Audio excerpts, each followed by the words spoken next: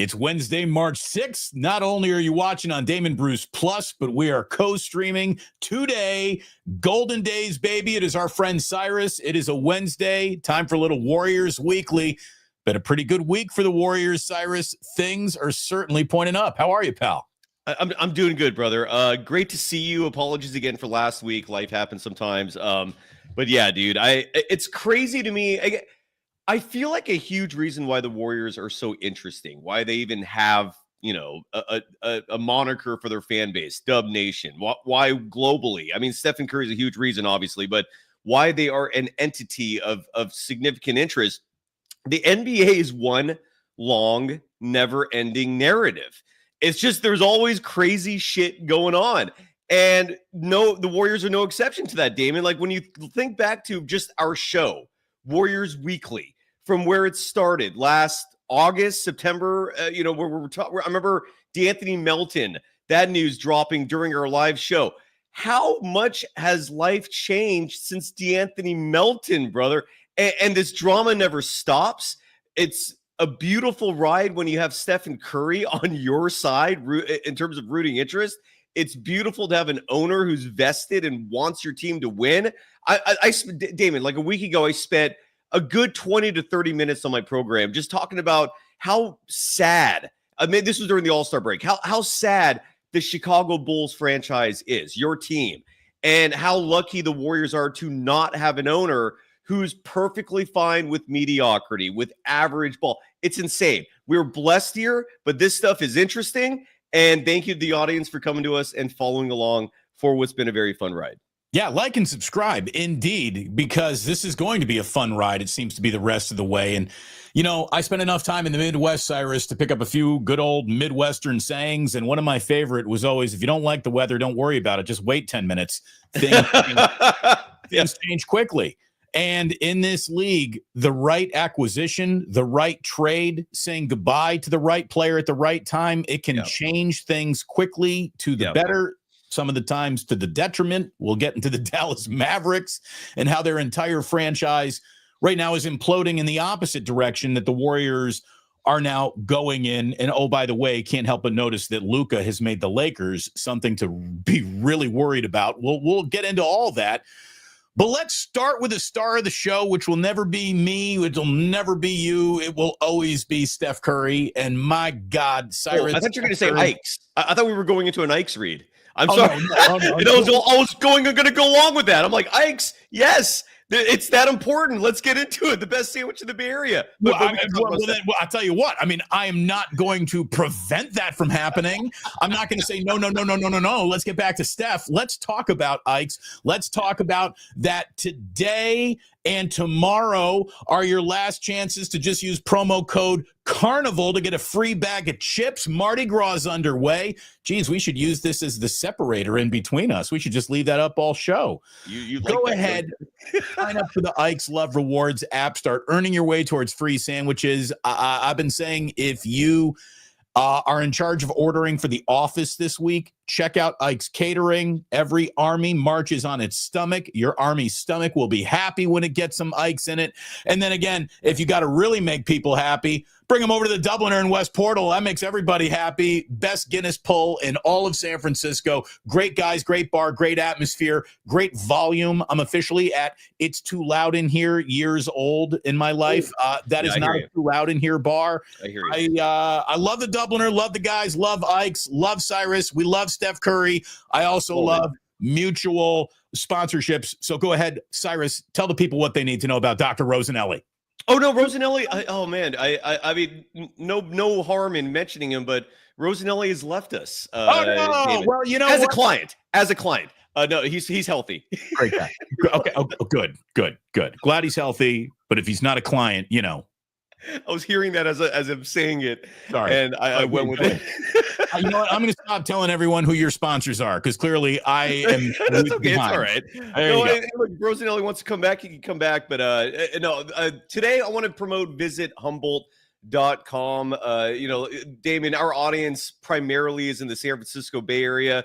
Folks are always looking for things to do. What better than getting in your car for a road trip north to the true Northern California? Geographically speaking, people call the Bay Area Northern California. hell to the no, it ain't. We're in Central California. Yeah, we're kind of in the middle.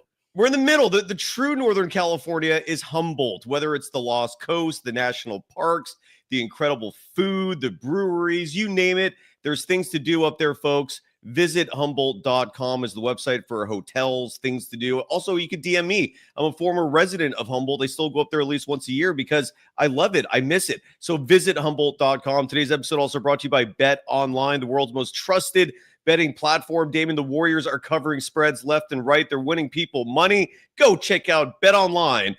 The game starts here. And look, Rosanelli, you don't come back, I'm going to find you. I'm going to shave your head. Just that. The good doctor, look, he kept expecting phone calls, and I was trying to tell him, I'm like, Doc, people don't use the phone anymore. It's just a passing. There are no phone calls. No, man. I'm like, and every time I asked him about web traffic, I'm like, how's your website doing? He wouldn't let me know. I think the problem is, part of it is I don't know if people are getting hair transplants like they used to. I think people are getting clippers and just saying, screw it. And if you got a lot of money and you got the time, more power to you, but it sucks. It just didn't work out. We did our best anyways. But thank you to Visit Humboldt. That's a sponsor. I feel like if you're going to be a client sponsoring a program like ours and you want brand awareness, you want us to hype up your brand and make people remember you in their heads, this is the place to go. If you're expecting us to give you like sales results, if you want your numbers to increase in like a month, that's where either you got to put up real money for. I will triple your sales instantly the minute you start advertising with me. Go ahead, give me all your money, Dr. Rosanelli. Give me a call. Oh, there you go. Yeah, if you want to go with me.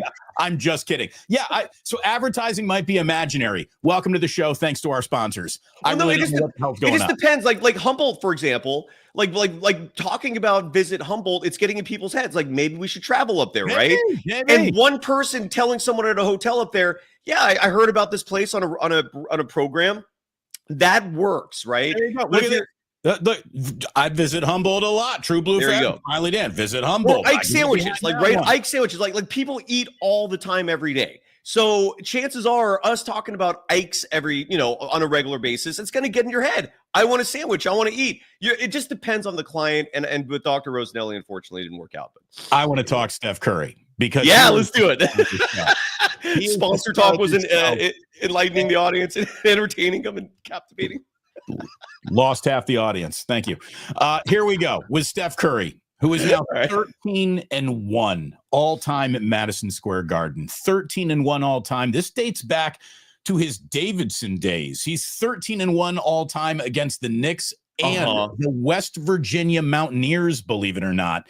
12-1. Not a big deal, but I just started to correct you. But go ahead. Sorry.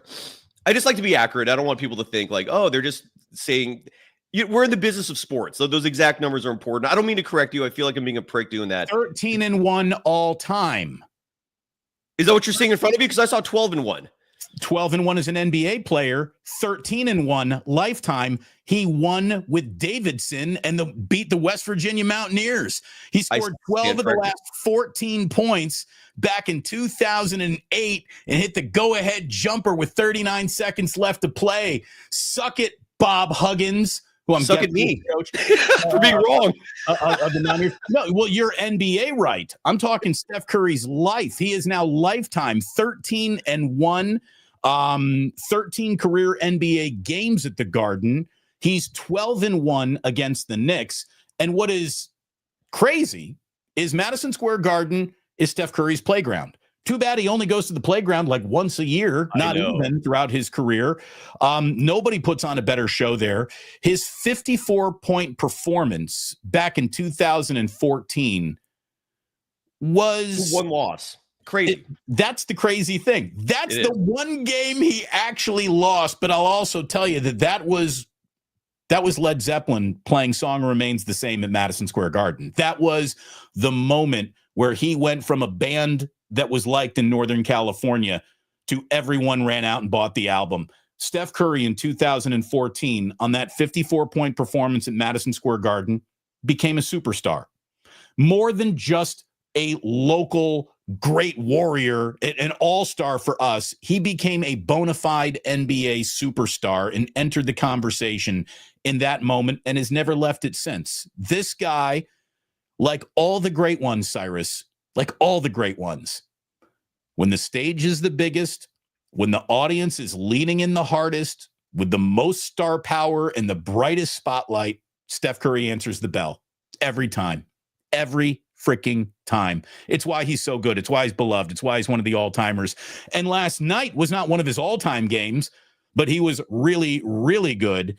And it's been 4,389 days since Steph's last loss at Madison Square Garden. Ooh, and I saw a stat last night, which was among many, including what you read off, that is absolutely insane, which is that Steph is the all-time leader in three-pointers made at Madison Square Garden as a non-Knicks player, which to me is wild because Western Conference teams, like you said, they only play there once a year, whereas you have Eastern Conference opponents getting double that action on an annual basis. Yet despite that, Steph is the all-time leader in three-pointers made at Madison Square Garden. It is utterly insane. I also think it's utterly insane, Damon, that us here in the San Francisco Bay Area were forced to watch the local broadcast and not the TNT broadcast last night.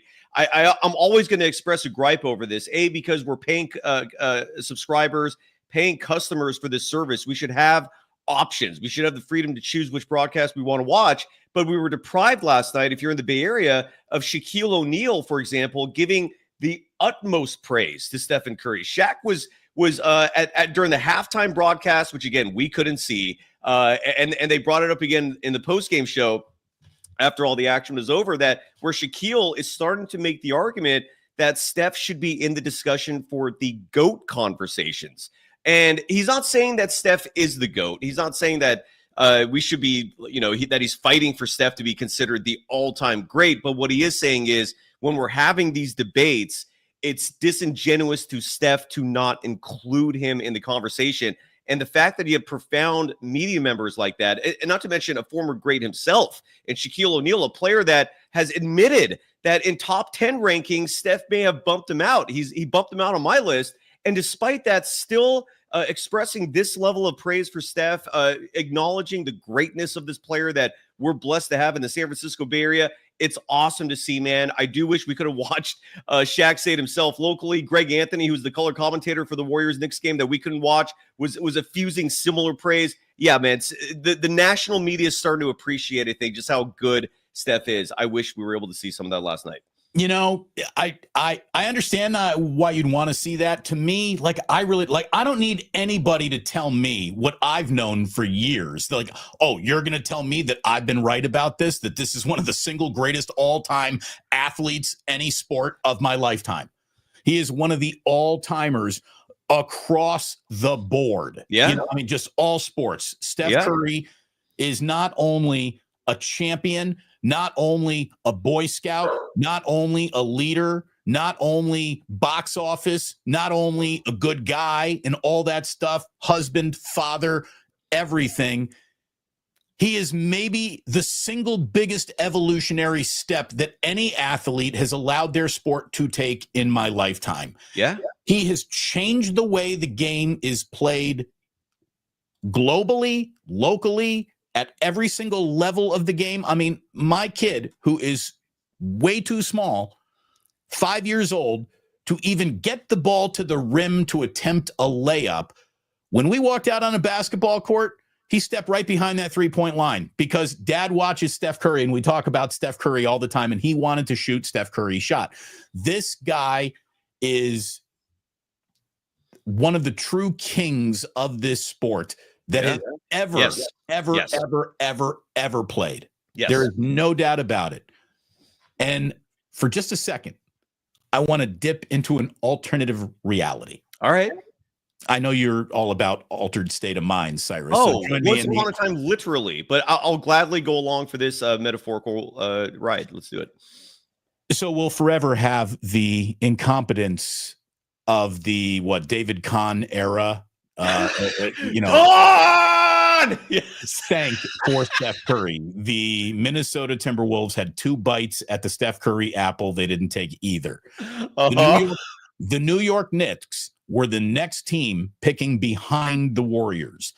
And Team Curry, Dell, Steph, they didn't want to be Golden State Warriors. Agreed. They wanted to be New York Knicks. The New York Knicks were 100% taking Steph Curry. Oh, yeah. And thank God that the Warriors did. Let's just for a moment, though, Cyrus, imagine if Steph Curry had been a New York Knick. First of all, he and Steve Kerr might be working together there because Kerr might have taken that job, right? Good point. Good point. Or no, Kerr had decided. Yeah, no, you're right. Phil Jackson got to make sense. Kerr had already signed up with the Warriors, but maybe there was a chance, right? No, let's go back into a second to that time period. You're right. Steve Kerr. So just so for people who are unfamiliar with this point in NBA history, Phil Jackson gets hired as the team president of the New York Knicks, right? And he proves in hindsight, the front office is not for him. Coaching, whole different story. And so Steve Kerr's former player is one of the first moves under the Phil Jackson leadership is to hire Steve Kerr as the head coach. Kerr agrees. And then the Mark Jackson fiasco happens. We start learning about the homophobic comments. We start learning that Mark Jackson doesn't like to play the corporate game in terms of diplomacy with the media and all the extra time for corporate events, things, all the inane additional tasks, the Jim Harbaugh stuff that he hated. A part of it, too, was Steve Kerr's daughter decided to take a volleyball scholarship at Cal, and he wanted to watch his daughter play. So that's part of it. Good info. That is good. And that's right. You are absolutely because Steve Kerr's son was playing in San Diego, and he's always been about his kids in terms of their college athletic career. You're 100% right. 100% right. So Steve Kerr is on his way to New York. Then the Mark Jackson fiasco happens. He's out. The Warriors suddenly need a head coach. Everyone can sniff this team approaching greatness. Steve Kerr asks Phil Jackson for his blessing to change his mind on taking the Knicks job. Phil Jackson, being a good person, Phil could have easily said no. But Phil Jackson gave his blessing, said, you know what? That is an incredible situation. You're much better off there, and the rest is history. But you're right, man, because if Stephen Curry is drafted by the Knicks, I think Phil Jackson is still going to be the president, and he's still going to hire Steve Kerr. And it's you're right. The timeline is night and day different. We're talking multiple alternate universes now. Now, let's say Steph Curry goes to the New York Knicks, and there's still an element of negativity and joy sucking that the New York Knicks are pros at. Yeah. Like the Warriors were early in Steph's career. Right. But there's a level of angry media around them that changes the temperature in the room. The Warriors have never lived a day in the universe that the Knicks live in. Not a day. If Curry had gone to New York and been half the player, 2 championships, not 4, not nearly the prolific with Klay Thompson, changed the way the entire game has been played, but he's still a hell of a point guard who helped the Knicks win 2 championships. Half of Steph Curry in New York gets twice the amount of adulation than he gets as the entire Steph Curry experience with 4 titles and being a transcendent player here in the Bay Area. Steph Curry, with the New York sports media behind him, would have been a player that you and I hated, would have been so overexposed, so jammed down your throats, so sick and tired of hearing about it. I heard more about Aaron Rodgers and his 2-year with the Jets than I did his 12 years in Green Bay. Because it's just always New York media blowing itself, pretending everything that comes through New York is actually the best of all time. Now, had this Steph Curry actually shown up in New York, and you get the full 4 championships, this is the exact same Steph Curry is a New York Knick. Cyrus, everyone in the media has already declared him one of the 5 greatest players of all time. There is no discussion of who's the greatest point guard of all time. He is so far and away the greatest point guard of all time because all the New York media would have assembled into the bullshit Voltron behind him to push his agenda at all time. We would have hated Steph Curry as a Knick. He would have been the most overexposed athlete of our lifetimes. He would be LeBron 2.0. There'd be an army of people who just hated him because they were sick of him because he was so jammed. In other words, thank God that didn't happen. Thank God Curry went to a place that wasn't so instantly automatically hated that people would like sit down and Give it a try. Well, I don't really care about the Warriors, but all right, let's see how good this Steph Curry guy is. And then the next thing you know, the Warriors are ratings gold because no one can stop watching how good Steph Curry is. And it changes everything. Oh, by the way, the Knicks are worth the Knicks are worth $14 billion if Steph Curry had been a New York Knick. There's also that. Where are you? Your microphone's gone. Apologies for that. You're muted. No, you're absolutely right. And imagine if, first of all, if Draymond was also with the Knicks and he wasn't a Warrior. I think a lot about other fan bases in terms of Draymond much more than Steph. I'm following your logic. This alternate possibility, and you're 100% right, where it would be suffocating. The amount of discussions, LeBron would be his head would explode. Dr. Rosanelli would not be able to put his hair back the way it was. It would be a losing effort. But here's another question, which I think about a lot in terms of what could be and what could have happened. What if Stephen Curry, in the meeting with Nike that Nico Harrison blew, Nico Harrison, who gets all this attention for blowing Jalen Brunson, for blowing Luka Doncic, for Quentin Grimes. I mean, the resume is quickly building in terms of all the blunders of Nico Harrison, the GM of the Dallas Mavericks, the most hated man in North Texas right now. He also blew a meeting when he was working with Nike to recruit Stephen Curry, and you lost him. Damon, what would be the impact if that meeting was not blown? If Stephen Curry was a Nike client instead of going to Under Armour? Side note, Adam Sandler, props to you for repping Under Armour and the Stephen Curry kicks at the Oscars in that opening bit. You really bravo to you. Stephen Curry loved that. He did show love on social media for that. But what would be the alternate universe, Damon, if Stephen Curry's a Nike client? Because so Steph has sold 1 billion more shoes than he already has. And Under Armour doesn't even exist any longer. Ooh, that's a good. Yeah, you're right. That's fair. Yeah. Without Curry being attached is the only signature talent that Under Armour really touts. The brand doesn't even exist any longer. Maybe they're making under your NFL pads compression shirts still, but they're not in the apparel game, the sneaker game like they are now. Yeah, you're right. One can even argue, even with Steph Curry, they're hardly in the sneaker game. We'll see how much longer. Look at it this way: I would rock more Curry stuff because Under Armour gear, I'm much more of a Nike guy myself. You can see me tweeting about how much I hate what Adidas has done. I hate what Adidas has done to Indiana's uniforms at times, and our sneakers are always lame, and the apparel's always lame. I'm a Nike guy. So, yeah, they really blew that. They blew it. They showed the Kevin Durant slide instead of the Steph Curry slide, right? And they even pronounced his name wrong. Like, they called him Stefan. Like, dude, how did Nico here? The tournament?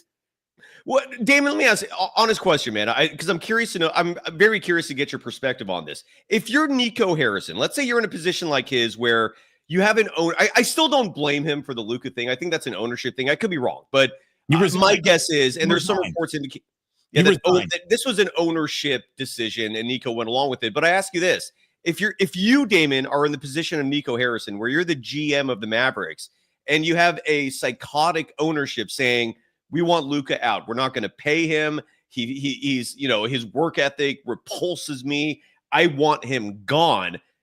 You have an option of just saying no and quitting and salvaging your reputation. Like, no one's forcing you to keep doing this job. Like, what would you do? Like, is the NBA GM job that important where you're going to stay no matter what? Or do you have integrity and tell ownership, I'm out? Like, what would you do, Damon?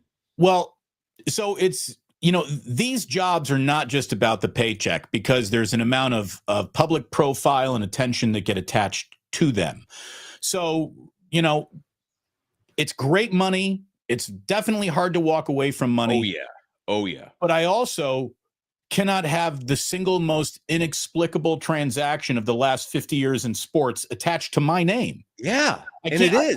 I cannot be the guy who makes the NBA equivalent of you traded Babe Ruth. Right? I just can't have that. I cannot have my reputation be so thoroughly damaged by your bad decisions. Yes.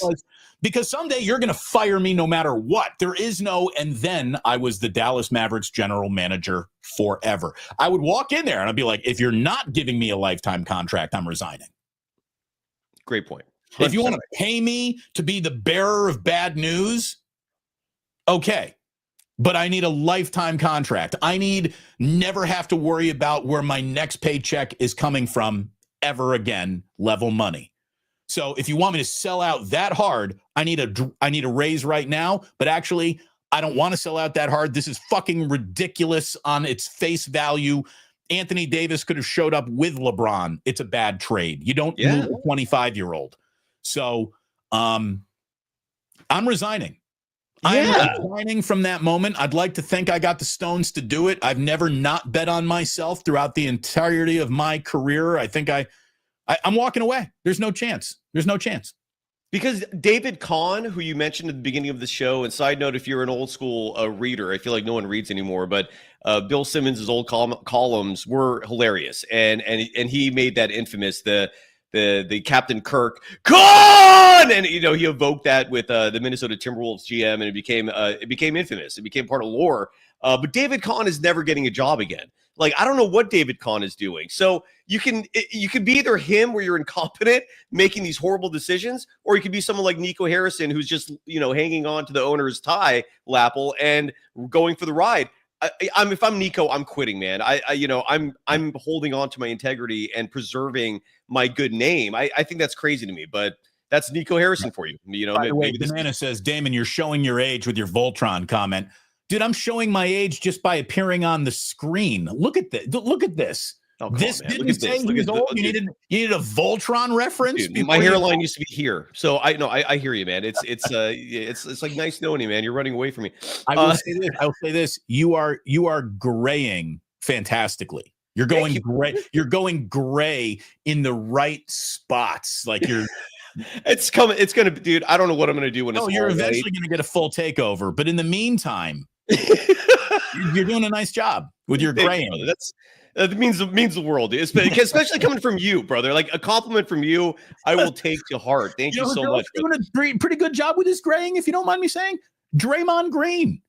Draymond's holding on to what he's got. He's getting a little grayer. You can see the experience coming through. It's coming in on the temples now too. Yes, I'm noticing that.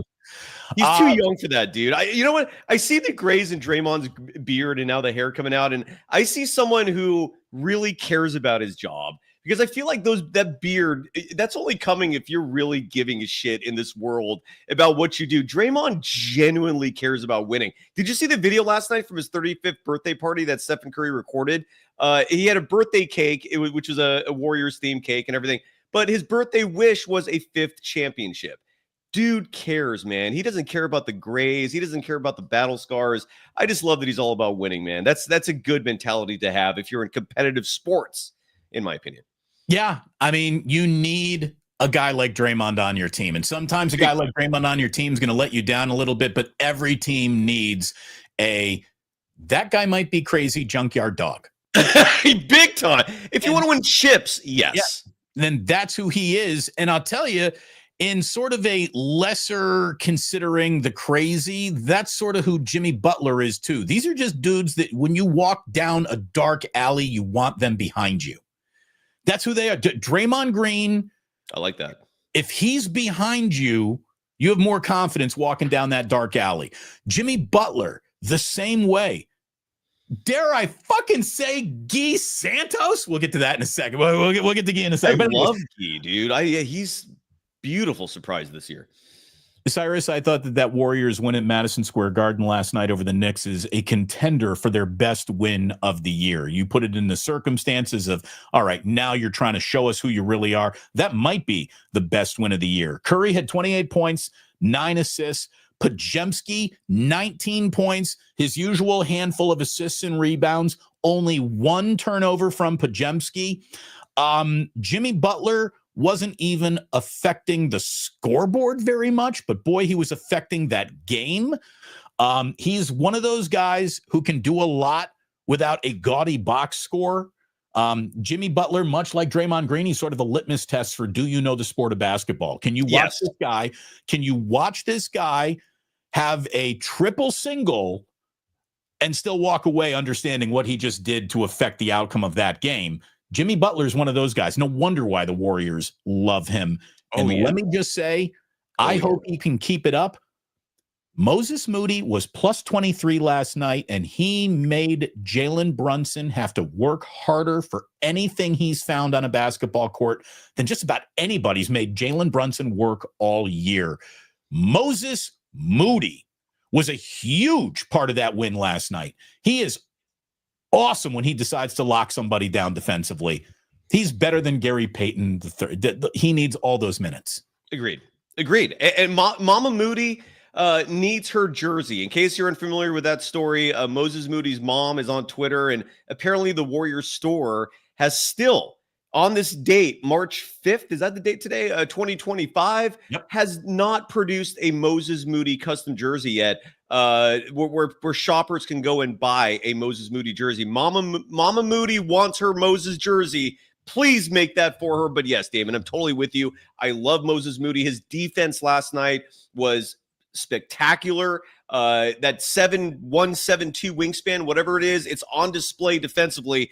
When those arms are out, passing lanes are closed. They're shut down, man. His impact is fantastic. I love Moody. And going back to Jimmy Butler for a second, because I don't feel like he's getting enough attention. He's getting plenty, but his impact is so profound. I feel like it can never stop. I'm not getting enough. Jimmy Butler, since he came to the Warriors, is averaging 16.3 points per game. And like you said, he's not shaking the earth with it rattling a number scoring wise, but what he's doing with his basketball IQ is getting everyone else involved. I did not realize how good of a passer he was. His passes are crisp.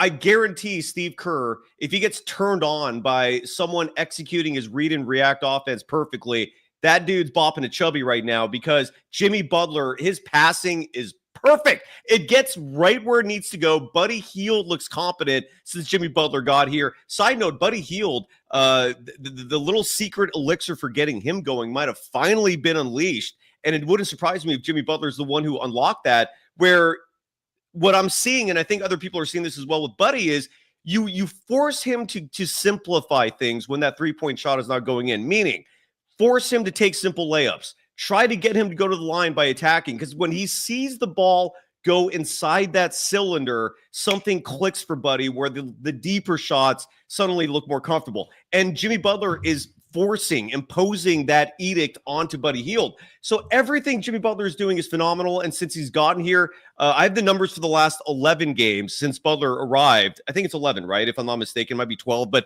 I have the numbers for the last 11 games. Stephen Curry's averaging 29.4 points per game during that span. Brandon Pajemski's scoring average is up to 13.6. He has not been a double-digit scorer, and now Pajemski's putting up 13.6 points per game. Moses Moody is a double-digit scorer now. He's putting up 11.3 points per game.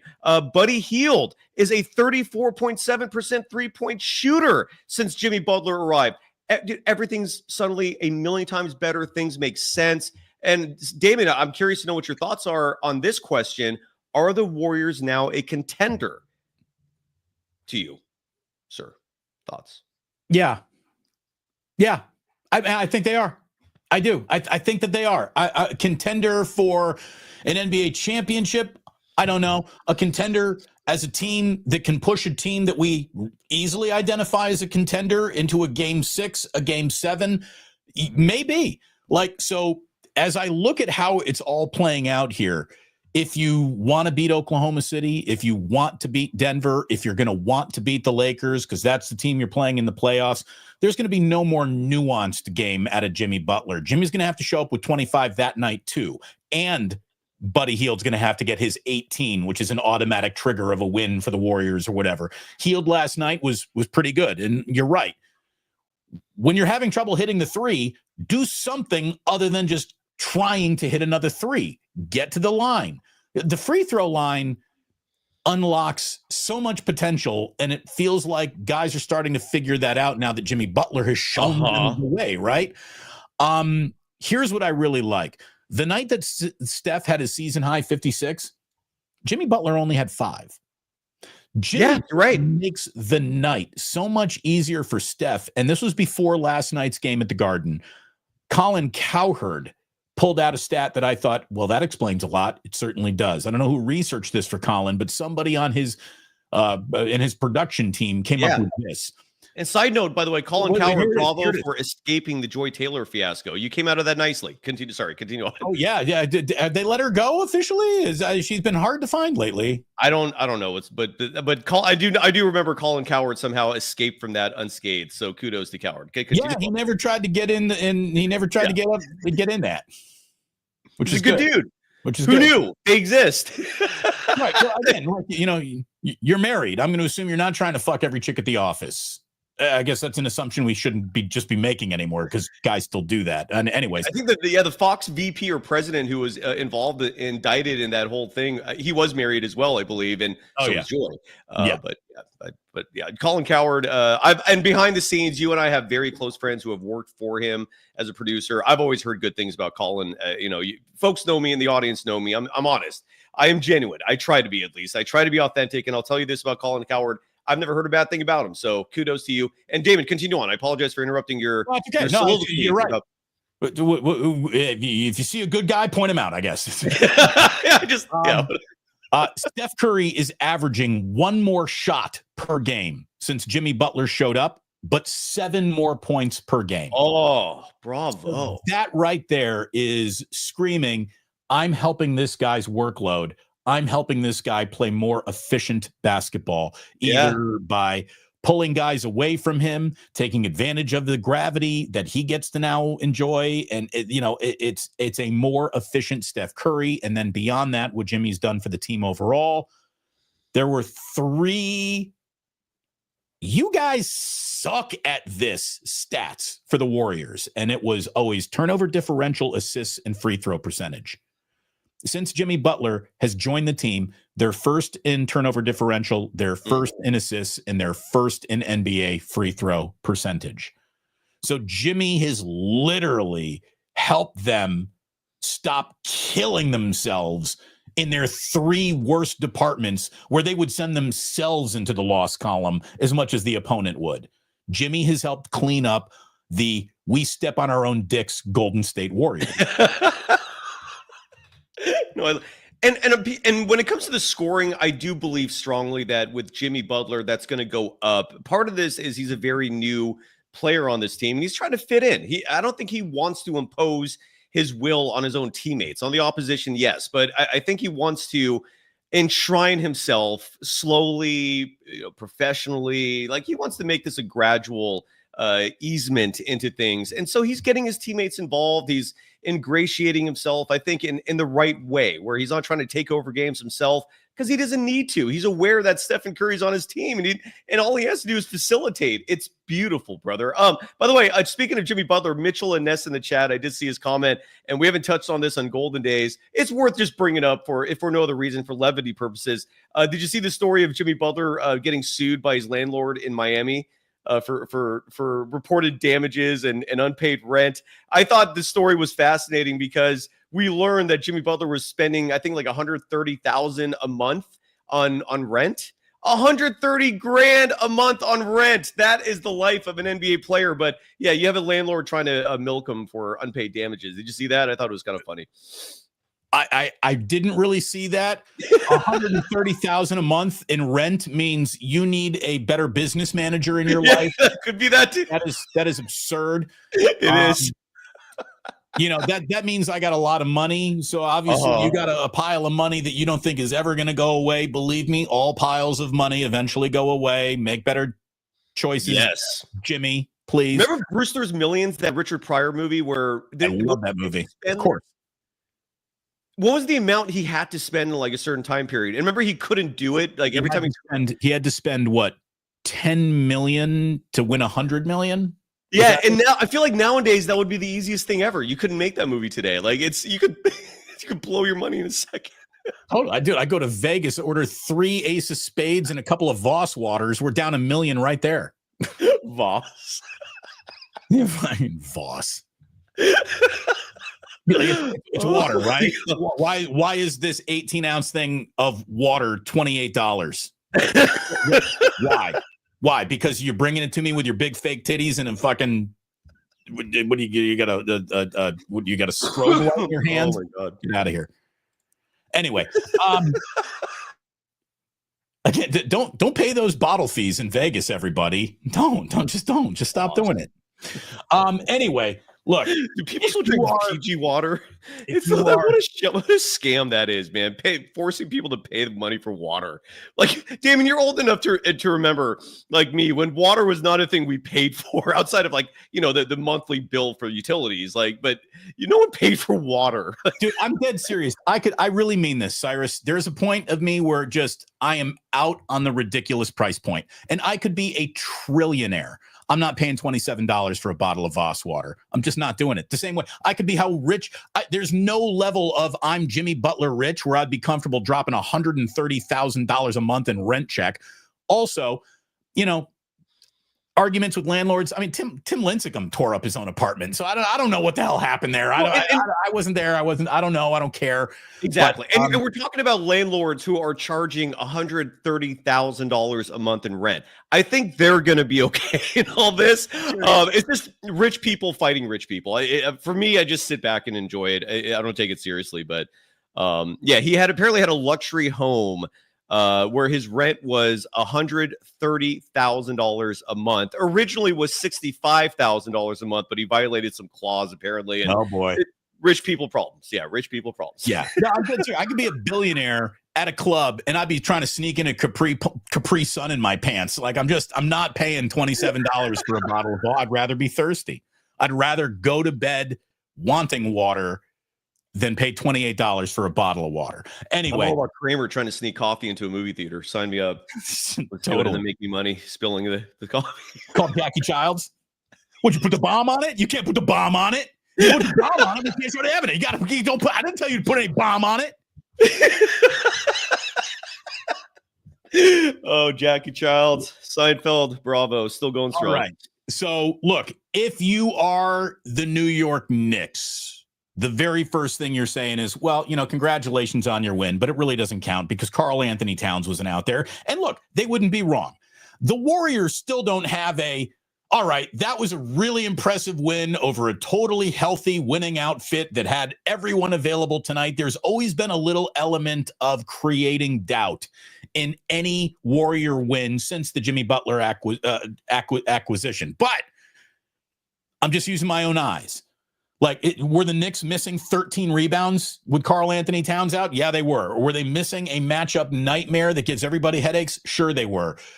But just beyond that, how the Warriors are playing is so much more reassuring than what we were looking at just a month ago that I'm still not going to try to dock them for grading them on the who did you actually play last night curve. And look, who they're actually playing is about to remain a little bit difficult because the schedule that they got coming up, it's not exactly easy. Now, it should be easy to close out their road trip with a 4-1 record. They're in Brooklyn on Thursday night. Then they come home to the Pistons on Saturday. The Pistons, Cyrus, are 10-1. They're good in their last 11 games. Then you got a bad Portland team coming in on Monday night, and they'll still be a bad Portland team on Monday night. But this bad Portland team has won 5 out of 6. All of a sudden, bad team playing better basketball. Kings at home on Thursday next week. Again, what are the Kings? A little bit of a head scratcher, but they've won 4 in a row after the Warriors just torched them with that really good Buddy Hield Moses Moody game up at Golden One Center a couple of weeks ago. So what level of Kings are coming in here? Anyways, what looked like it would be a pretty easy 3-game stretch is not going to be that easy of a 3-game stretch. So the degree of difficulty, I hope, keeps ratcheted up because the Warriors got a lot to prove still in their final 20 games.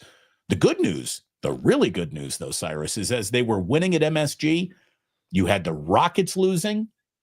You had the Dallas Mavericks. Now they have lost Kyrie Irving, which means you can pretty much just wave goodbye to them. They're about to fade to the back of the pack and not even be a playoff team. You've got Minnesota catching a big L last night as well. So this is the out-of-town scoreboard watching, along with watching the Warriors, is about to be very exciting. And as they sit right now, they're the 6th seed. Right now, the Warriors are the 6th seed right now. They're 3 games back of Houston for the 5 seed. Minnesota is the 7. They're a half game back of Golden State. The Kings are the 8. They're a full game back. The Clippers, they blew a huge lead. They're the team that blew the lead. It's not the Timberwolves. Excuse me. It was the Clippers last night that blew a 23-point second half lead. Again, Kyrie, torn ACL. Mavericks are imploding. Things are breaking in the Warriors' direction. And you look at the landscape as a whole, and a huge reason why I've never written this team off from the start is because of the landscape. There is no one team out there that presents this, imposing, impossible wall that the Warriors can't blast through. Like, the Nuggets still scare me. They're going to play each other St. Patty's Day, March 17th. It's been over 2 years since the Warriors have beaten the Denver Nuggets. That is a legitimate obstacle, man. That's a team that has championship experience.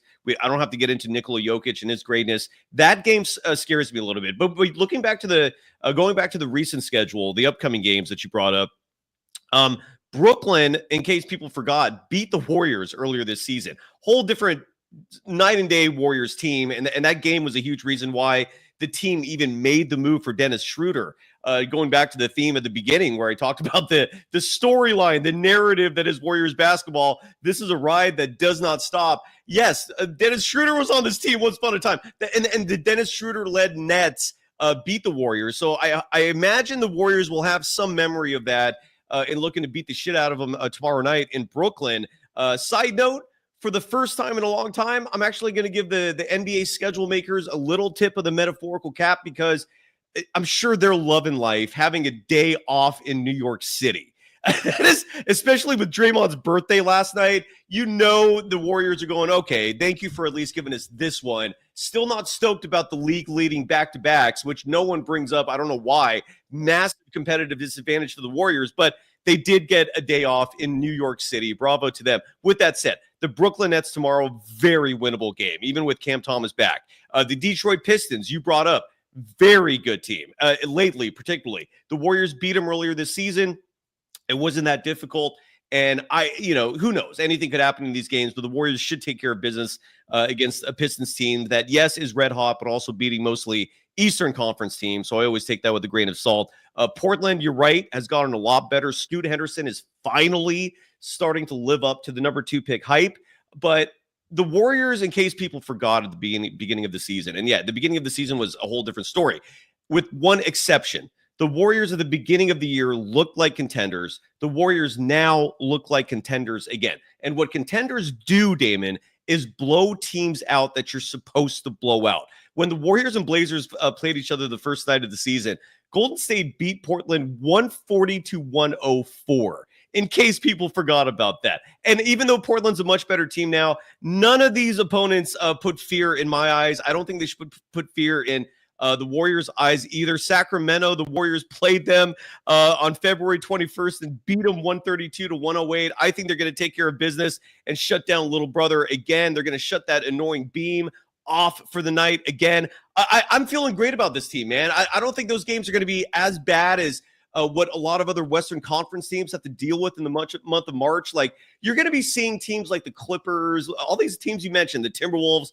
they're playing each other this month. They're going through what the Warriors went through in December, where you're having dockets where it's the Lakers and Nuggets and Rockets and Grizzlies, like these daunting lists of teams that other Western Conference teams have to deal with. The Warriors, meanwhile, have an upcoming slate of Toronto, Atlanta, Miami, New Orleans. Like, one of the hardest stretches is going to be one of the hardest teams is going to be San Antonio. Oh no, without Wemby. The Warriors schedule, I think they're going to be okay. I'm not overly concerned about it. You brought up Karl Anthony Towns. Yes, he's one of the Knicks' best players. He's also one of the worst defenders. The Warriors offense would have completely run him off the floor. I was thinking about that, but also thinking Karl Anthony Towns, he would have spaced the floor with extra three-point shooting and size. He also would have been run off the floor because the dude can't defend.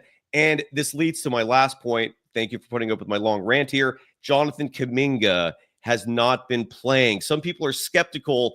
about his impact when he comes back. I'm telling it's getting to the point. It's getting to the point, Cyrus. If he is coming back, he needs to come back now because he's got to A, get in game shape. B, he's got to figure out how to wear beige and blend into this new Warrior team a little bit. So, it's to the point where he's either back and helping, or you might not even want to let him back. Like, I could see how he would be, instead of being billed as the sprinkles on top, turned into a little bit of the wrench that was thrown into the well-operating machine, and they can't figure it out. I'm not worried about that. And David, a lot of people are echoing those sentiments of concern, right? Like, this is a good thing going right now. Is Kuminga gonna be the wrench, right? The lug nut you throw into the machine that throws the whole thing off?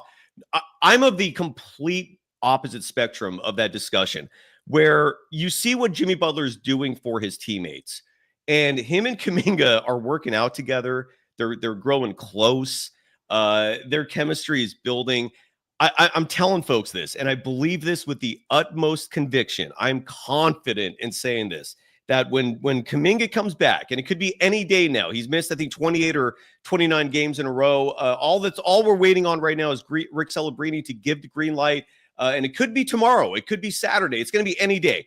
We're going to see even another level of Warriors basketball. If you're not convinced that the Warriors are a title contender, wait until Jimmy Butler is setting Jonathan Kuminga up with lobs, with no-look passes. People forget Kuminga's three-point shooting had climbed back up to 35%. He is a good three-point shooter, contrary to the certain perceptions presented about him. Damon, I'm ecstatic about what's to come, man. Kuminga will fit in perfectly, and we're going to see this team even hit another level, dude. I can't wait. This is why I'm giddy. I really believe that when Kuminga's back, and I don't even know if they're going to start him, because what I envision with Kuminga is him running a lot with the second unit, which has improved with Jimmy Butler, but is still struggling. You look at the net rating last night, you brought on Moses Moody with the, plus 23, 21, whatever it was. The Jimmy Butler with the second unit, I think his net rating overall was like a +1, because he's trying to carry that second unit, which otherwise sags, man, which normally sucked before Butler arrived. Kuminga is going to be a part of that second unit. Him and Jimmy Butler are going to run roughshod over this entire league, man. Well, I don't know. I cannot wait for the looks on other I hope here, what's the difference between the Warriors made a really good playoff appearance or had a deep playoff run? The difference is, does Jimmy Butler and Jonathan Kuminga do more than just buy rest for Steph in those non-Steph minutes? Can they actually add? Can they actually tack on points to the lead and not lose anything when Steph is resting? Because when that happens, the Warriors win championships. When the Warriors are not giving the game back to their opponent because these are non-Steph minutes, the Warriors win titles. To make that happen, they're going to need more than just Kuminga and Butler, but they're going to need some pieces that are really starting to figure it out. And I want to start with Quentin Post, who did not have a good game at Madison Square Garden. The consistency of role players will always be harder to find on the road than at home. True. I like Quentin Post, though. I want more Quentin Post. And if you're telling me that Kuminga coming back means I get less Quentin Post, less Guy Santos, I don't know how much I want Kuminga back, because I'm telling you, Guy Santos is starting to make sense with the Golden State Warriors. Like, Savior Guy Santos has checked in jokes for another season, because all of a sudden him checking in really isn't a joke. It's been going well. Agreed. Last night was a good adjustment by Steve Kerr, by the way, who I've been, maybe you may or may not be surprised by this, I've been praising him lately, man. Something happened with when the Dennis Schroeder trade failed. I feel like something happened there where Steve Kerr and the agenda he's been pushing for 2+ years since they won the title in 2022, it came to a fruition where he realized, my vision is not working. I am not the GM. I'm a coach. And he's resigned, man. He let Wiggins go. He's been the single biggest impasse to Wiggins not being how quick is is that game against Miami in Miami or at Golden State? In Miami. And that's coming up later this month. All right, because is there going to be anything to get through faster than the Welcome Back Wiggs tribute video? That's next year. Yeah, that's next year. What kind of tepid round of applause is that going to generate from the half-interested crowd at Chase Center that night? Ladies and gentlemen, please welcome back Andrew Wiggins.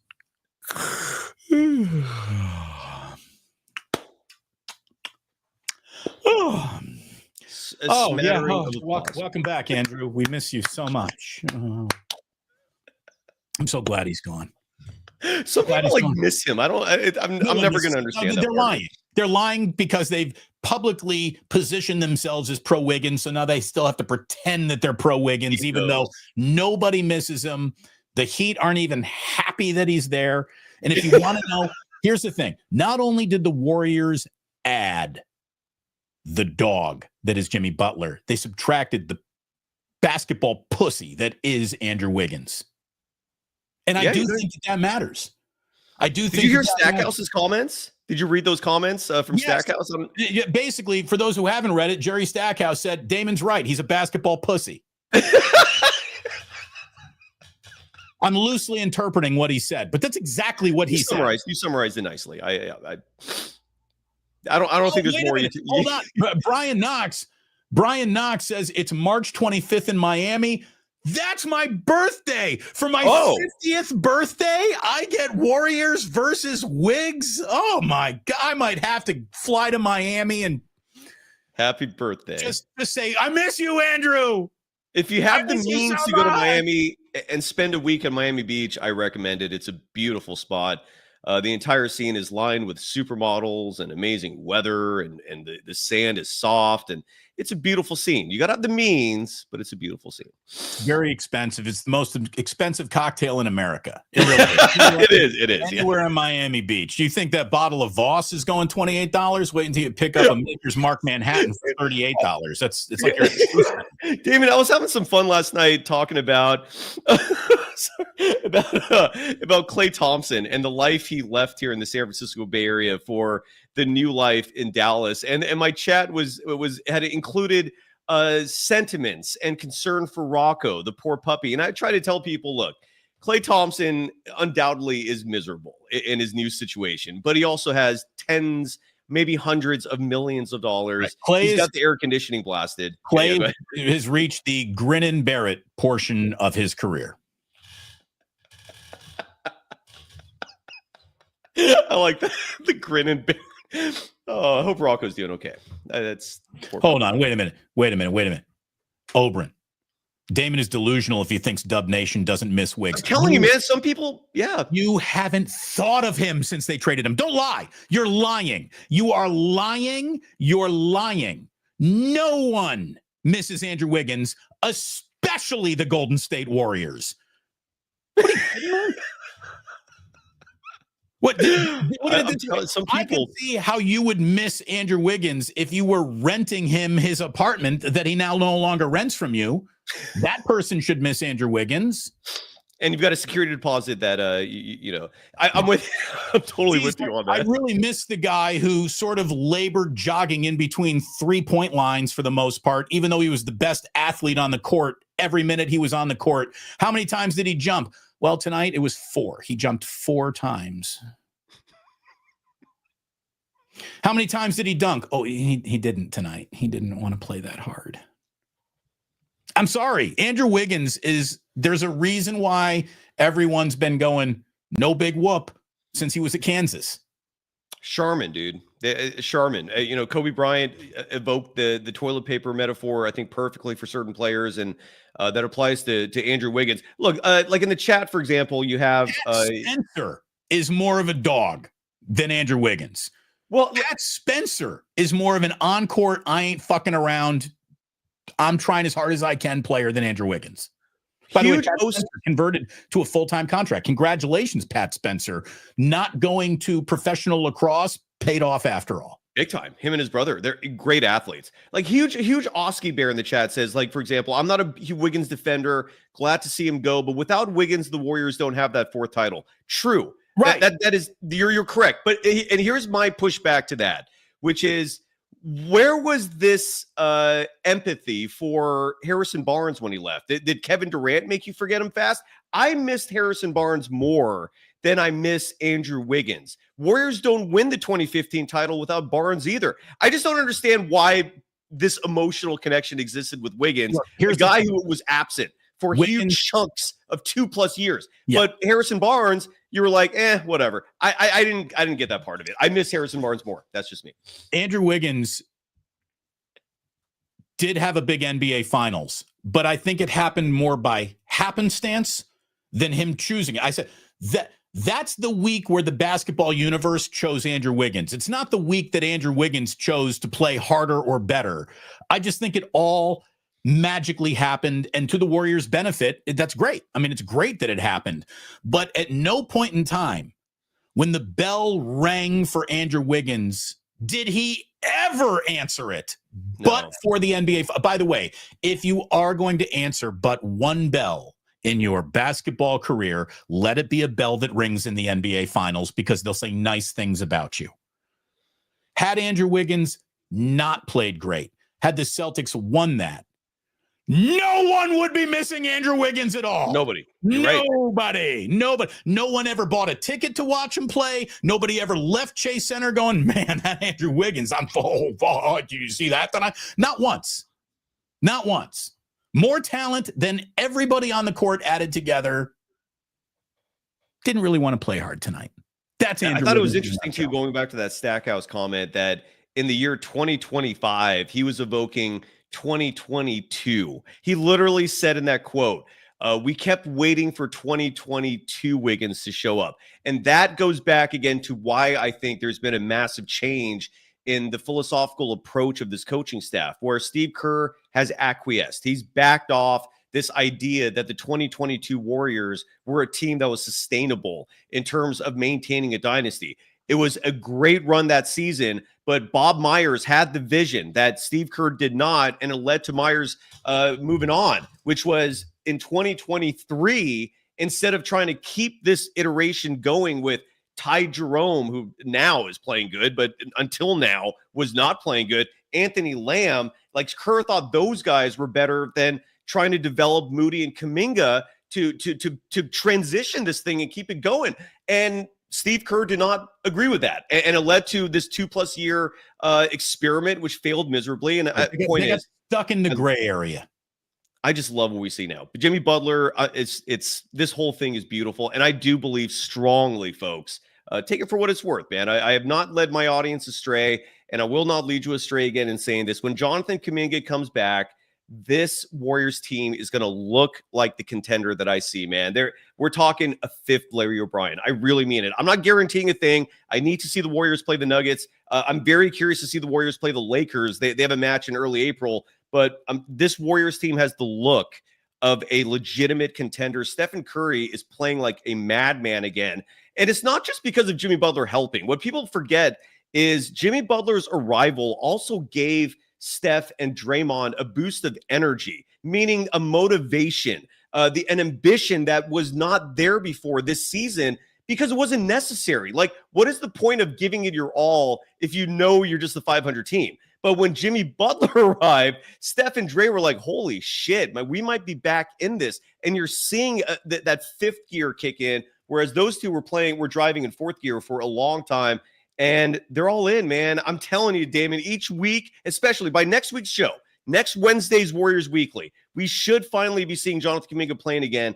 And we're going to be excited, brother. And I cannot wait to talk about Kuminga on that broadcast. I hope you're right. I hope we are talking about the return of Jonathan Kuminga. There will be 3 games played before we get to next Wednesday, right? So hopefully he does return in the next 3 games. And again, we're 20 games remaining in the regular season for the Warriors. So it is crunch time for sure. What I saw Warriors Muse, you know, the Twitter handle Warriors Muse. Yes. I saw them getting very trying to speak it into existence. And I appreciate it this time of year. I really do. This is from last night. Warriors Muse trying to connect the celestial dots to see how it all fits together. It said, on this day, 8 years ago, Steph led the Warriors to a win at Madison Square Garden with 20 games left to go in the season. One day ago, Steph Curry led the Warriors to a win at Madison Square Garden with 20 games left to go in the season. 8 years ago, they finished the season at 16-4 and won the title. How will they finish out their final 20 games this year? If it's 16-4, I'm sure we're going to hear more from Warriors Muse on that. The good news for everyone watching, and I really do mean this, is that you are not a fan of the Dallas Mavericks. I really do feel bad for Dallas Mavericks fans. And I follow a guy who I met. He was a barista at a Phil's Coffee, and he listened to my show, and nice guy. I would see him an awful lot. So I started following him. He's originally from Dallas. He's a big Dallas Mavericks fan. And he basically tweeted the amount of damage done by this Luka Doncic trade. We're going to need like generations to sort it out, because every single kid under the age of 15 in the city of Dallas that loved basketball now hates it. Absolutely hates the Dallas Mavericks. Not, I'm upset with the trade, I'm losing interest, but has rejected the team thoroughly, burnt their jersey, promised mom and dad, sell the season tickets, I'm never going back, level of hate the Dallas Mavericks for what they've done. This is Nico Harrison's gift to the city of Dallas. He didn't just ruin a season. He didn't just ruin a career that you might have enjoyed. He ruined the relationship between a team and a city probably forever. Luka, beloved and gone. Anthony Davis, even if you were interested, instantly shows up and gets hurt. And now Kyrie Irving, who has just been killing it. I mean, he's been playing the best basketball of his career. He has. You're agreed. Tore his ACL and now will miss not only the remainder of this season, but the vast majority of the next one as well. Anthony Davis ain't bringing the ball up to court, kids. I mean, the Dallas Mavericks went from NBA Finals and matter to everyone in the city of Dallas wants to bring a pitchfork to Nico's house and burn him.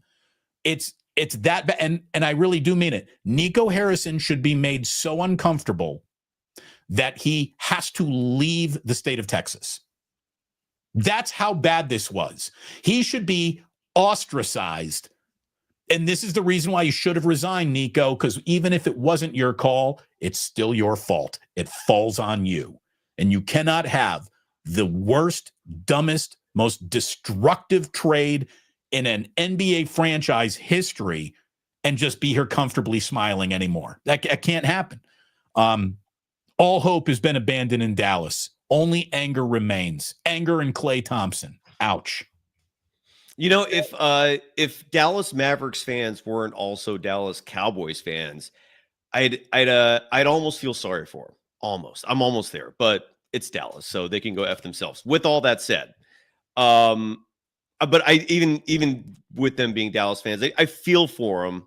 I just also dance on their graves. With that said, the only logic in all this, because I have some friends in my life, Damon, and I'm sure you do too, who they're not opinionated. They're very calm, even-keeled individuals, right? And those are the people I go to sometimes when I like to get fresh perspective on things. And every one of those individuals in my life that I've spoken to, when it comes to Nico Harrison and the Mavericks, they tell me the only thing that makes sense in all this is that the Mavericks want to move to Vegas. Yep. And they're disenfranchising that fan base. They've already denied that allegation, probably because they have to. But right. So here's the thing. We just watched a team, an owner, not just deconstruct his team, but then salt the earth to make sure that nothing would ever grow again. It's called the Oakland A's. We just watched John Fisher over years have a slow-moving coup to ruin the city's relationship with a team, with the fan base's relationship with a team. And remember, the opposite of hate is not love. The opposite of hate is apathy. Or the opposite of love is apathy, I should say. It's not hate. It's I don't care anymore. Yeah. I don't care anymore.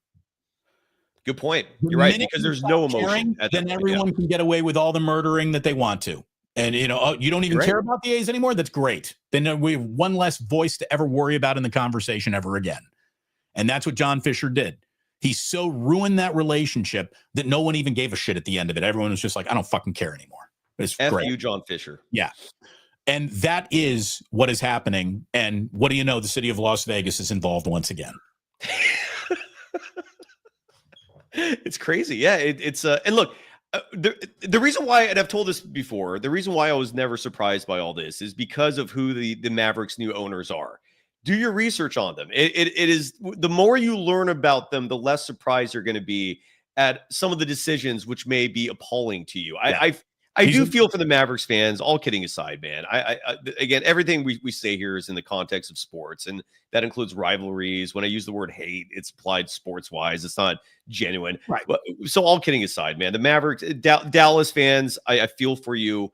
It sucks. And just be prepared for a fresh start. Because if this is the plan for them to move to Vegas, you're going to get an expansion team. You're going to get new owners, and you could start fresh. It could be worse. You could be Seattle, where you lose your team entirely. Like that, I would say, is a worst case scenario than what happened in Dallas. But yeah, it sucks. What was your thoughts, by the way, real fast? By the way, Otis says it's like when the Warriors traded Chris Webber. Oh. I love you, Otis. Otis, normally your analogies are fantastic. Chris Webber might as well be AC Law compared to fucking what Luka meant to the Dallas Mavericks. Chris Webber was an interesting piece that fans were excited about.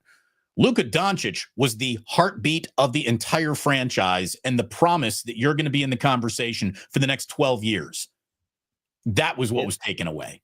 Webber was a very good player, but compared to Luka Doncic, he might as well have been AC Law. It just didn't even matter compared to what. And just to add some context there, I feel Otis, because I remember very vividly when the destruction of morale that came with the Warriors trading Chris Webber away. I think the astute fan base was reading the writing on the wall, given that Webber saw, and I'll never understand why the Warriors did this. They gave Chris Webber, when he was traded from the Magic on draft day for Penny Hardaway, they signed him to a 15-year contract. It was like 15 years, $75 million. And the enticement was for Webber, you got $75 million guaranteed for the rest of your life, which back then meant a hell of a lot more than it does now. But they also gave him a 1 year out. Like he had a player option after year one. And I will never understand why the Warriors did that. Like, why would you give your star, your beacon of light, a window to leave after one season when he said from the get-go he doesn't like his coach's vision? Don Nelson was the predecessor of Steve Kerr's small ball philosophy. Nelly mastered it. He was way ahead of his time as well. But he liked Chris Webber as a center, and Chris Webber had the Anthony Davis mentality of wanting to be a four.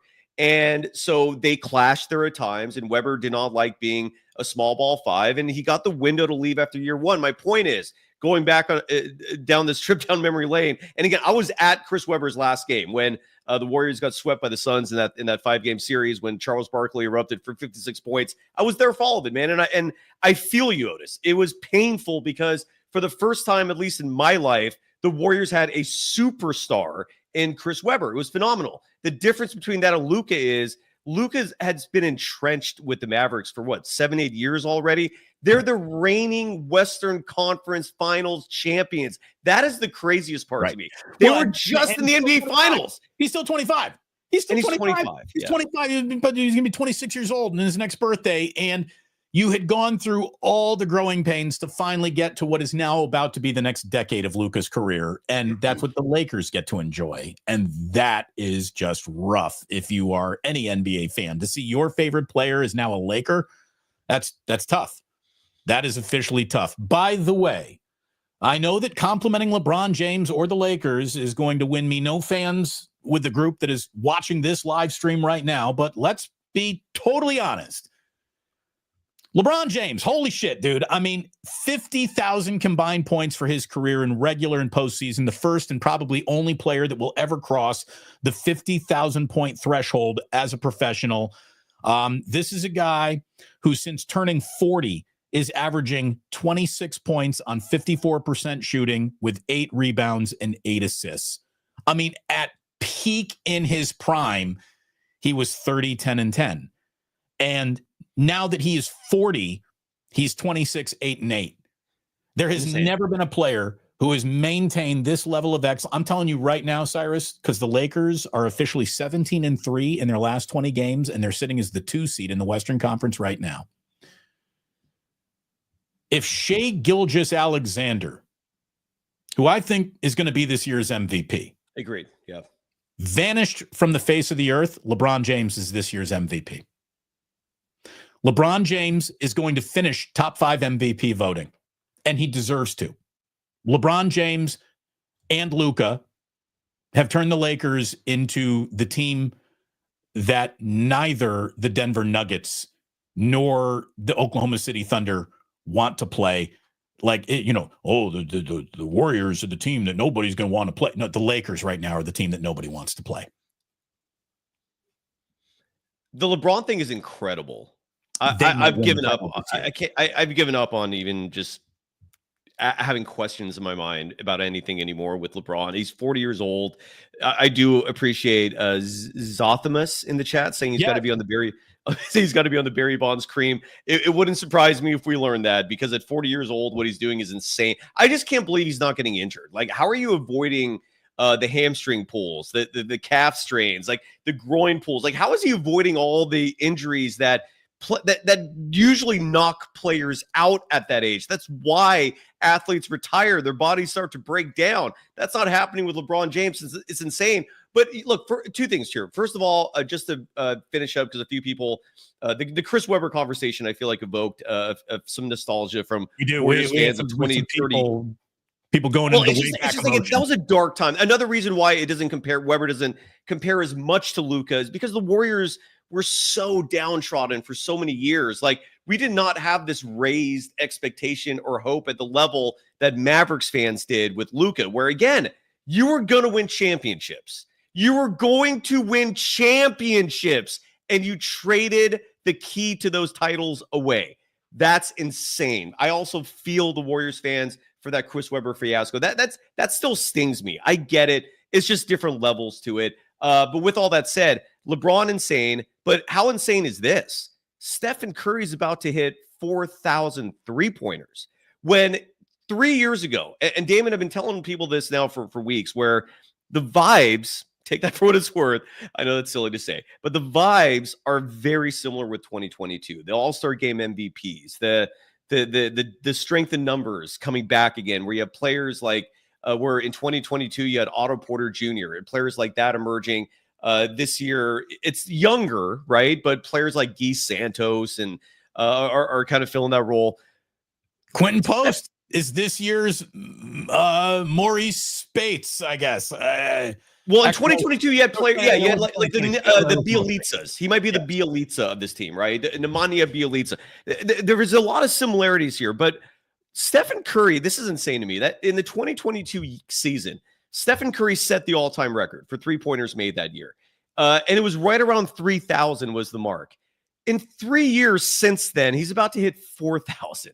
What's your reaction to that? I think that is mind-boggling, man. It's almost right up there with LeBron James approaching 50,000. To me, what are your thoughts?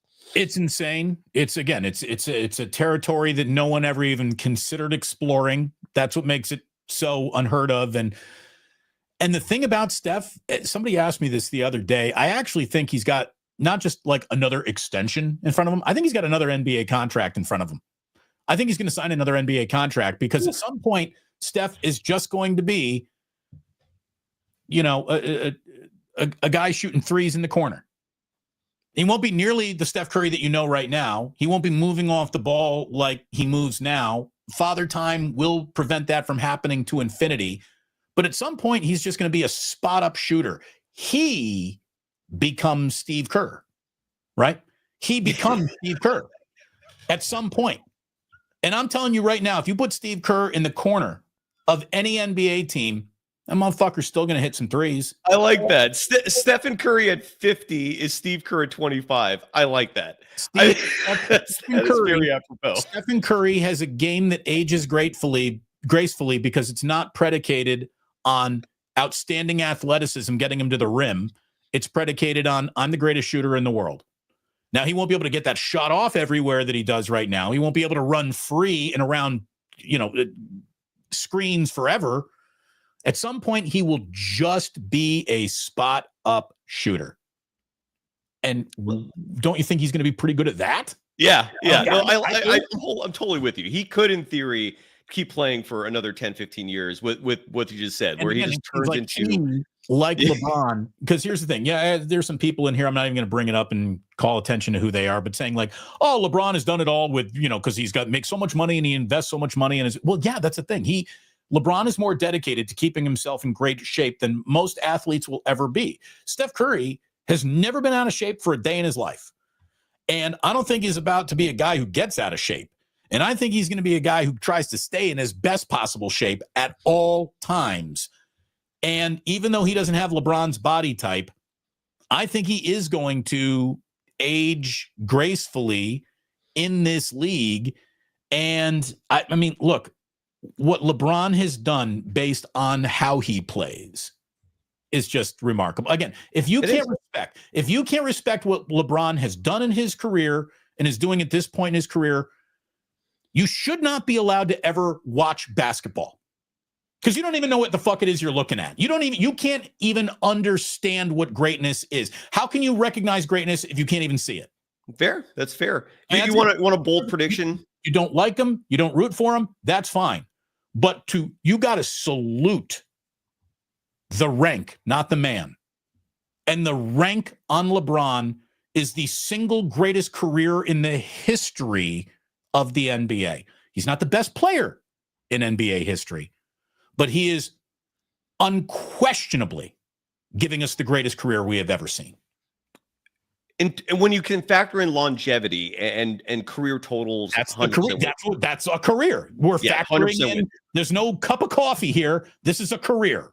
100% with you. I do wish that Michael Jordan had the luxury of the modern medical advancements that LeBron James gets to enjoy to assist. Michael didn't tap out because he was hurt.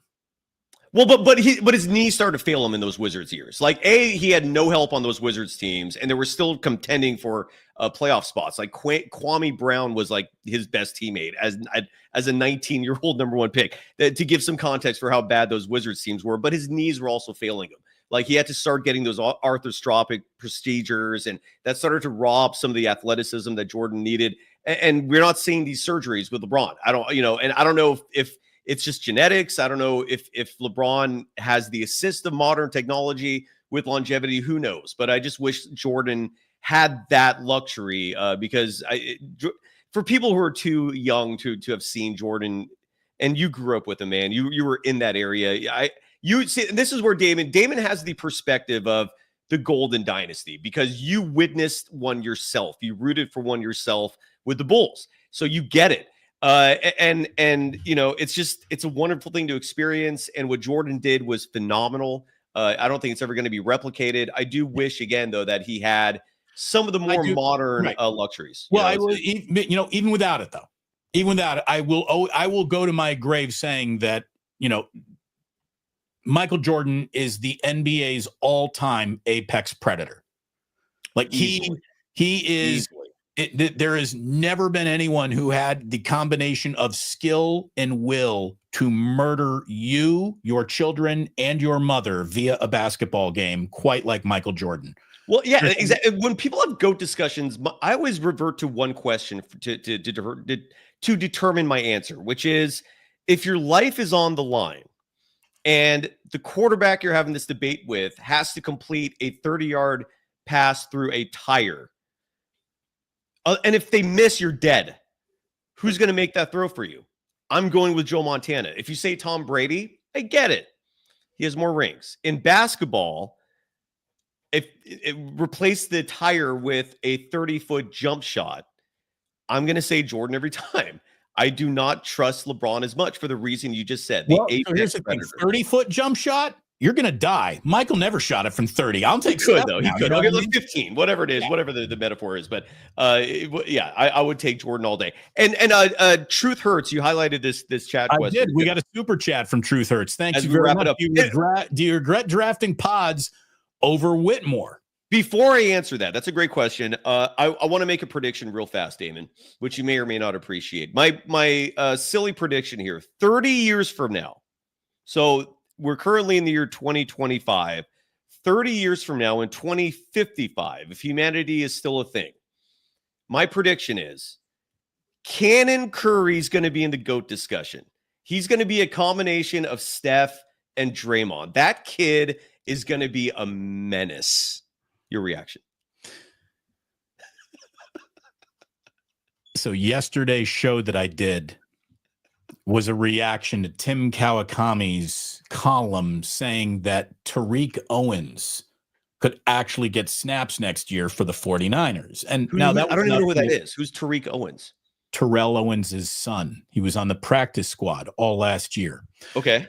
And all I've said is, now that's a column that will make you instantly roll your eyes because, you're telling me that this practice squatter who you haven't even seen playing an NFL game could be an answer to help replace Debo.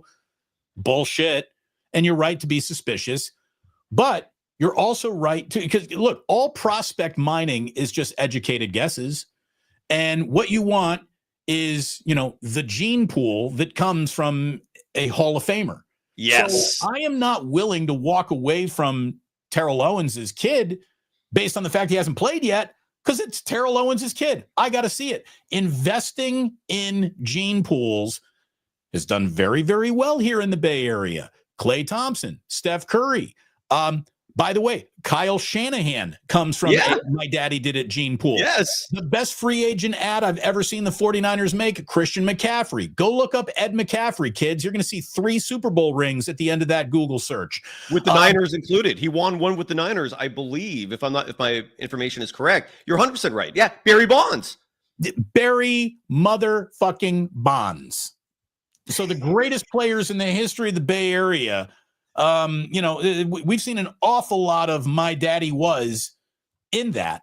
So, yeah, Cannon Curry, a few years from now, sure. I would also tell you that with Steph's interest in women's basketball, you better keep an eye on Riley too, right? You telling me Riley ain't in the backyard knocking down? The reason why I say Cannon, and this is all silly, this is clearly just we're having fun here, but the reason why I pick out Cannon specifically is this kid. I mean, people all remember the "Hi, Klay Thompson," or what did he say? It was some really cute thing that he said where he was like, "How are you doing, Mr. Klay Thompson?" Whatever he said. The kid has this energy and a vibe to him where he just walks wherever he wants to walk. He'll like hit people just randomly. He's got a tenacity to him that most little kids don't have. And I can just see it, man. There's something in that kid's eyes that tells me he wants to just slash throats in terms of competition, right? And he's got a winner in him. I have high hopes for Cannon. If you're saying Cannon's got the squabbles in him, let him get him up there. I mean, you're a parent of like you're an expert on this. You've got boys like you see Cannon. He's got that. There's something there where he's just a no nonsense bullshit kind of guy, right? Like he's the kid who's taking charge on the playground. And I see great things for Cannon. But that's I'll tell you that the differences I see in my sons right now is that Jack will be an athlete when strength and power comes into play. Now he's just doing flag football, which means it's all speed, and he's got no shot. He's getting dusted by everybody. He's got daddy's genes. Daddy's genes have never had fast legs in them. And I will no Bruce is inherently fast, but we might be quick in space and strong. So Jack, when the line of scrimmage comes into play, will do something on a football field. He won't do much until then. The 3-year-old Ozzy, my 3-year-old could be a linebacker with a head on a swivel. Like, this kid is just an animal, an absolute animal in a way that Jack is not. There you go. Yeah, I see that in Cannon. I see that in Cannon. I've always said that the real difference is on the day they get in trouble, Jack will talk his way out of it. Ozzy's going to jail. Oh, I love it. And people in the chat bringing up Draymond's son as well. Totally. I can see those two being a menace together. I love it. It was hello. Erwin Wong, I think, nailed it. He goes, hello, Klay Thompson. That was one of the funniest moments of my life. Hello, Klay. I also and real fast, the Cam Whitmore question. So going back to the 2023 NBA draft, the Warriors had a chance. Cam Whitmore was a projected lottery pick. Some people had him top 5.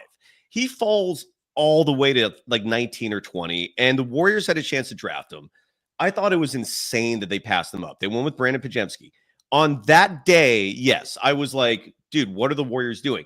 Now, look, in the modern day, fast forward nearly 2 years, Cam Whitmore is going to be a player in this league. The only reason why we're not seeing consistent minutes from him is because the Rockets are one of the deepest teams in the NBA. It's absurd how much depth the Rockets do have. What the Rockets are lacking is the alpha, the guy who's going to take the shots at the end. Jalen Green is just not there yet. Ime Udoka the other day, for example, kept him out of the entire fourth quarter. I'm sorry, not to cut you off, but Kevin Durant's already fallen out of love with the Phoenix Suns and might be moved this offseason.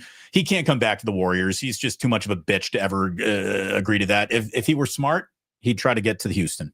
Oh, big time. I've listed them as one of the likely teams, largely because they fit 2 criteria, one being a contender and 2 being assets to give back. Phoenix is not going to give Durant up for nothing, man. They're not going to make favorable deals. They're going to want to get back the biggest load possible, and Houston can provide that. So with that said, I love Cam Whitmore. I still think he's going to be a tremendous player. He might be involved in that KD trade as a pivotal asset, but I also did say after that draft, excuse me, after I cooled off over being livid that the Warriors passed up on Cam Whitmore, who I still think can be a real player.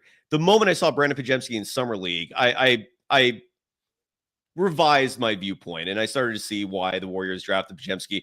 I don't hate the fact that the Warriors have pods. Do in hindsight, would I have taken Whitmore instead? Yes. Am I disappointed that Podziemski is the Warriors player? No. I'm happy with him. I think he can be a player someday, but Cam Whitmore is also going to be a player someday. And I don't know if anything I said made sense, but that's my take. No, I think it does make sense. Look, Podziemski is rounding into the best version that we've seen of him so far. I mean, he really is. Like, if Podziemski's outside shot is falling, we got something to talk about. I love the fact that he's a rebounder. I love the fact that he sees the floor. He's not great, which is why I wanted to point out that, only 1 turnover from Podziemski last night. I love that. Yeah. I'm really interested in what he might be 3 years from now. I don't think he'll ever go to an all-star game, but he might be a very good Golden State Warrior for a long time. He's said himself, he's said this himself, that he is a point guard. That is the position he's comfortable with. And there's going to come a time someday. Look, Stephen Curry could play till 50. He also could retire in 2 or 3 years. Don't be surprised by either direction. And the reason why I lean towards retirement is because Steph is also a family man, and he has 4 kids. He has a happy marriage. That is a job in and of itself.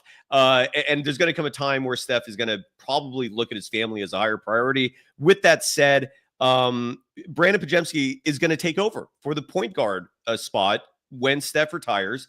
And I feel like the Warriors are in good hands. I'm with you. I don't know if he's going to make all-star teams, but he could be someone that puts up 18 and 9 on a consistent basis. By the way, the 9 could be assists or rebounds. He could be an 18-9-9 type of guy. Yeah, I have no regrets in hindsight, man. But on draft day, I was upset about it. And this is insane. Where are you getting your information? Pods is a bust so far. All right. Well, last year he was on the all-rookie team, and he just turned 22 8 days ago, and he's getting 10, 5, and 3 in the league for a team that matters. Dude, if you think that's a bust, you have impeccable standards. Holy shit. You must be the most put-together human being of all time. I mean, Brandon Podziemski is kind of exactly where he should be based on most of the guys who are the 19th. What was he? The 19th pick in the draft? What was he? 18 or 19. I think it was 19. 18. Yeah, it was 18 or 19. Most of those guys don't even see a second NBA contract. Now, I know Podziemski hasn't seen a second NBA contract yet, but he will. I'm telling you right now, Brandon Podziemski is going to be a 10-year-long NBA player. And by definition, you ain't a bust if you're that. Well, I don't know if you can be called a bust as an 18 or 19 pick either. I mean, that term's applied usually to like number 1 picks with, individuals who have absurd expectations attached to them. There is a disgruntled section of the Warriors fan base when it comes to Brandon Podziemski. Part of it, I think, is because of the team not trading him for assets, right? His name was connected to Lauri Markkanen last summer. Who knows if Podziemski was what held that deal up? We don't. None of us have the true details of that. But so there's some resentment from the fan base in terms of Podziemski basically being a stopgap for a better player that the Warriors could have traded him for. And my pushback to that is, look, just you got to worry about the future as much as the present. Podziemski's a long-term piece in this. He loves playing for the Warriors. The kid is hard. You're never going to get a game from him where he's not giving it his all. And you can't say that about every professional athlete. He's a gamer. He can shoot as well. And that's going to come on a consistent basis. I'm confident of that. Sorry, Damon, go ahead. If Andrew Wiggins had Brandon Podziemski's mindset in his body, he's a first ballot Hall of Fame player. Yeah, that's fair. That's fair. And if Brandon Podziemski had Andrew Wiggins' skill set, well, the Warriors wouldn't need Jonathan Kuminga to come back at all this year. I mean, like that. When we talk about these what ifs, right? The biggest what if to me in all of these hypothetical discussions is, what if Stephen Curry was 6'8"? Like, that's always the biggest what if to me. And that is the question. If he is 6'8", David Kahn takes him with one of those 2 picks. That's fair too. If Steph Curry's 6'8", he doesn't make it to the Golden State Warriors. That's fair. So be happy he's as tall as he is. Good point. That's how you got him. It is officially time to wrap up the show today. Cyrus, are you ready for a little Today in History? Oh, bring it. Love it. We've got some history for everyone today. It's how we wrap up shows here on the Plus. Always great to have Cyrus and Golden Days co-streaming. Make sure you like and subscribe to both channels. If you are watching over on Cyrus's channel, come on over to subscribe to the Plus. If you're watching on the Plus, get over to Golden Days and subscribe for Cyrus, please. We're about like 50 away from 4,000, so we're almost at the 4,000 mark. I'm proud of what we're doing. It's a slow crawl, but we're getting there, folks. And I can't thank the audience enough. Thank you. Well, I'll tell you what, the Warriors could give you that playoff push. That'll be a very welcome to the subscription count. I can promise you that. In the meantime, today in history, March 5th. Not a very big day in history. Not a lot happened on March 5th, but I'll tell you, all the way back in 1223 before Christ. So this is over 1,200 years before Christianity was even a concept. I am fascinated, sir. I'm a history buff, so sign me up for what you're about to say. The oldest recorded eclipse occurred in modern-day Syria. Can you imagine what it was like that day in Syria?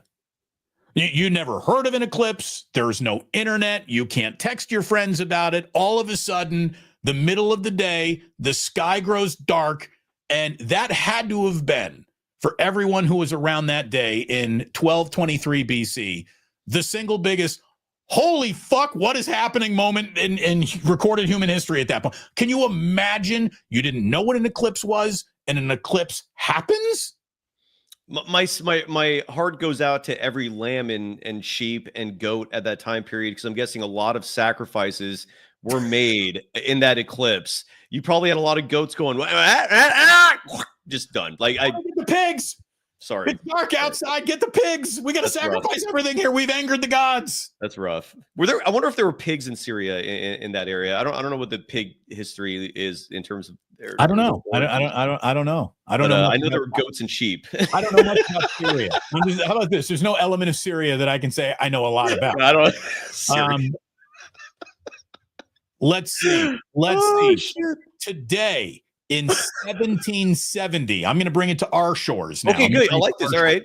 Today in 1770, being harassed by a mob, British troops opened fire on the mob, killing Crispus Attucks, which basically turned into the Boston Massacre, which galvanized anti-British feelings.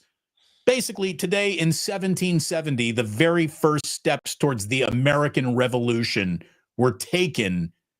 Crispus Attucks was like the George Floyd of that moment. Interesting. So what a name. Today, what a name, right? Crispus Attucks.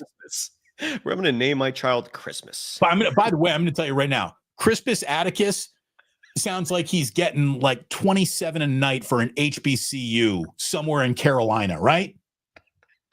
Have you seen this Crispus Attucks kid playing for fucking Jackson State? Christmas, man, that's wild. Crispus, not Christmas. Crispus, Crispus Attucks.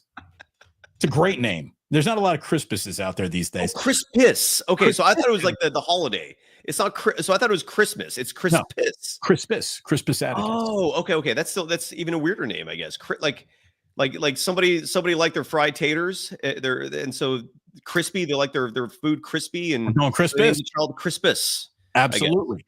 Today, final bit. Again, it's a slow day in the history of news. Love this. I love that. I can do this all day. We go from Syrian eclipse to the birth of the American Revolution to today in 1969 in Dade County, Florida. There was an arrest warrant issued for Doors frontman Jim Morrison. Oh, the legend. With a single felony count and 3 misdemeanors for a concert that he had in Miami. Lewd, lascivious behavior, indecent exposure, profanity, and drunkenness is what the arrest warrant went out for. A felony, 3 minors. Needless to say, Jim Morrison beat the rap, and he wouldn't be with us very much longer. But there you go. The big arrest of Doors frontman Jim Morrison today in Miami, which was probably one of the first precursors that it's going to get really Republican-y down here. It took a long time for Florida to turn red, but yeah, it is red now. And the great Jim Morrison. So that scene or that moment was reenacted as a scene in the movie The Doors that Val Kilmer great scene in that movie where he's going around the entire thing. He's got a shirt off and the crowd's carrying him, doing a killer break on through to the other side. Yes, I mean, great. Dude, the Doors movie with Val Kilmer. Bravo. Val Kilmer should have won an Oscar. I'm surprised. I don't even know if he was nominated. Phenomenal film. I can't recommend that enough. And the beauty of a film like that is it doesn't date itself because it's covering history, right? So even though it was filmed like 20, 30 years ago. By the way, a paid chat, Living Room TV, who was trolling the show last night, but if you're dropping $1.99, your troll is going to be effective. He brought this up last night, and he's just having fun. And I've said this before, and I'll say it again. Not constructive. You can't trade Kuminga this time of year. So save that for the off season. But thank you for the $1.99. There you go. Thank you very much. You can be, if you want to tell me how little you know about what's going on for $2, I'll listen all day. Thank you very much. Thank you very, very much to everyone out there watching, liking, subscribing to both of these channels. We're done with history. Again. That's it. That's not a lot of history today. I would have rolled with that for another hour, but that was good. I'll tell you right now, in 1963, Patsy Cline died in an airplane crash. Ooh. Patsy Cline, Crazy, great song. Crazy, great song, Patsy Cline. She was only 30, by the way. That's why, there is a very nice element to dying young, if you do die young. And that is you're frozen in time forever. Yep. We never see you get old. Someone said the best thing about James Dean is he is going to be wearing that brown leather jacket, leaning on that red car at the age of 26 forever. You'll never see a single wrinkle on James Dean's face or anything like that. And that's a part of it. It really is. And Jim Morrison, who we just talked about, he's forever young, man. Kurt Cobain. We did see the fat version of Elvis Presley, but I still see people going back in time a little bit. To by the way, I've been to the graveyard in Paris and saw Jim Morrison's grave. Same. I loved it. It was a forever memorable experience. Same with you? One of my favorite parts of being in Paris was going to that graveyard and all of what they got. There's Oscar Wilde's buried there. All the with all the lipstick marks on his cemetery to this day, his gravestone. Yeah, you got girls over there just trying to blow Jim Morrison's statue. I mean, that is star power, by the way. If you can die and there are still girls showing up trying to blow your statue, you've meant something to this world. Yes, you did. Yes, you did. Jimi Hendrix is another one who, and I think his grave is up in Seattle somewhere in Washington. Yeah, man, a lot of them. John Belushi, who I know is not a musician, but he died young. Chris Farley, the fact that both of those guys died at 33, not they looking good forever because they were fat and sweaty, but still died young. And hey, look, I'll quote Def Leppard.